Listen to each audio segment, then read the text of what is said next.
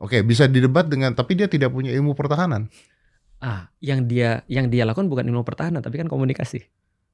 Pertanyaanku, kita nggak usah bicara Menteri Pertahanan deh, kan kita bicara komunikasi ya. Oke, Dan penyakit paling parah bukan hanya di Kementerian Pertahanan, di seluruh komunikasi. kementerian di Indonesia adalah Oke, komunikasi. sekarang saya belain Gus Yakutnya. Oke. Oke, kalau based on perkataan Ustadz Felix tadi, Mm-mm. oke.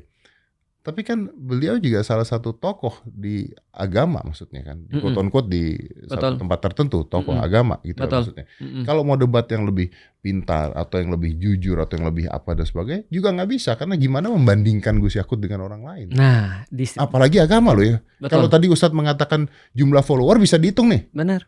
Mm-mm. Nah, Tapi kalau seandainya pengetahuan agama gimana gimana ceritanya? ngitungnya pengetahuan agama nih Ustadz? Oke. Banyak-banyakan ini apa naik Betul. haji apa nih? Nah, betul. Makanya dari titik itulah sebenarnya kalau kita lihat dari segi yang lebih banyak dulu. Makanya aku bilang pertama-tama harus kita lihat adalah penentuan orang-orang yang akan masuk ke dalam misalnya kementerian misalnya. Pertama kali pasti ditentukan berdasarkan siapa yang mendukung dalam koalisi. Yang Itu pertama normal tuh. menurut saya. Itu normal dan itu oke-oke aja. Oke.